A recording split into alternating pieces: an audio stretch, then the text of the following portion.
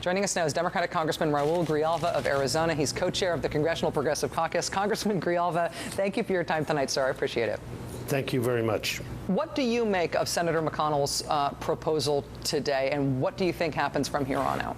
Well, a major concession to the reality that the American people were not buying the threat and were not buying the idea that we were holding hostage valuable programs, the economic stability of this nation for a very narrow ideological point of view.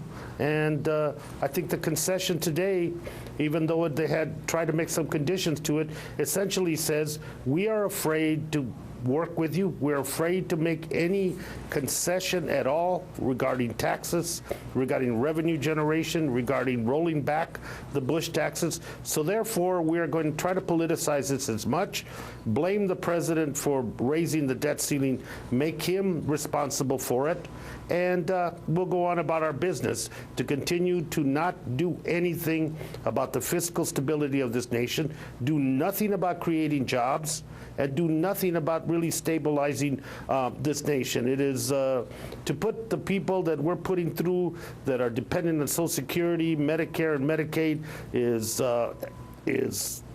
awful, and for them to do this, as just like I said before, as a cynical political ploy, has been shown for what it is.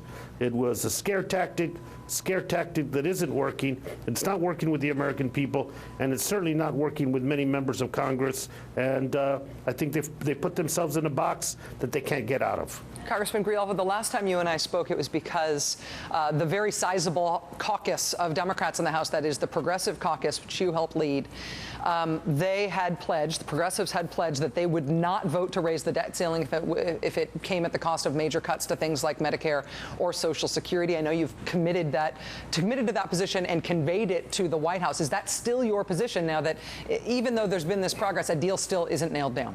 Yeah, it continues to be the position.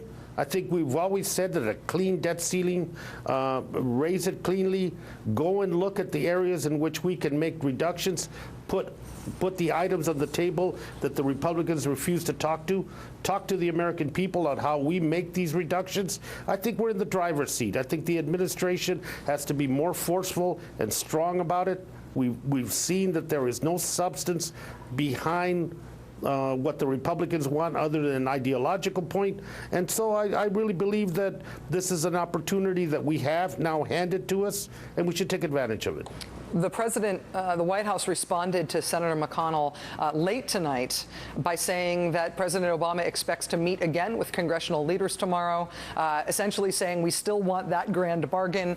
Do you, from the Progressive Caucus, have advice for the White House right now heading into further negotiations with Republicans and with congressional Democrats now that congressional Republicans have essentially, at least in my view, thrown in the towel? Yeah, the advice is, Mr. President, with all due respect, the American people are expecting you and our party to stand firmly with them on vital programs, Social Security, Medicare, Medicaid, and those investment strategies that are part of this American legacy. Stand with us.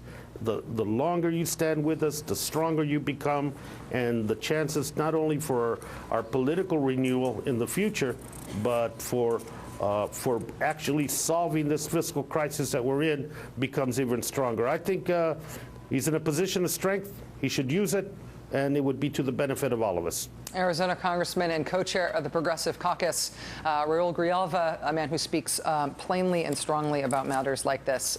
You're always a really valued guest, sir. Thank you for your time tonight. Thank you.